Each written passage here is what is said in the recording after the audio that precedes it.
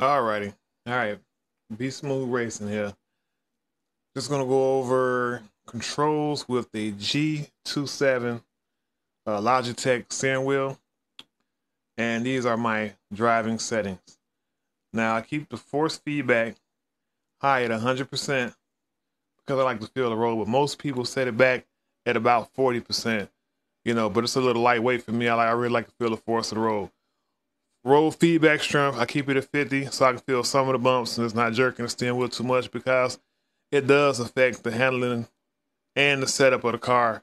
If it's bumping along the track, you won't make times if it's set at 100. I got the steering dead zone down to 0, and the only reason why you would use a steering dead zone is if you have a low end steering wheel. But if you have a high end steering wheel, you don't need the steering dead zone and you don't need steering sensitivity.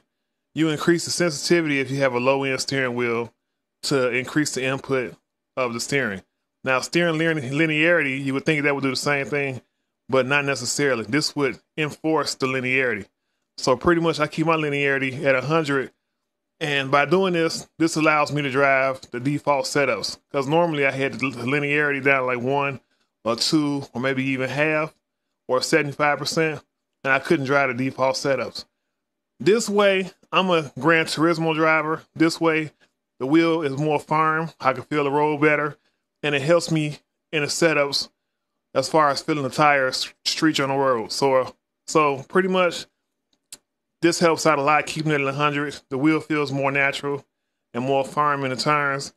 And when you adjust setups or when you download setups or get setups online like a DFA or any other person that posts setups online, if you keep the steering controls like this, all you would need to adjust is the steering wheel lock, and the setup will eventually meet its times once you go through the various adjustments on the steering lock on that particular setup, and it will work eventually.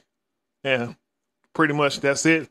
And the next video I'm going to drop is how I do my decals and paint schemes. I had a couple of questions about that, so stay tuned. Thanks.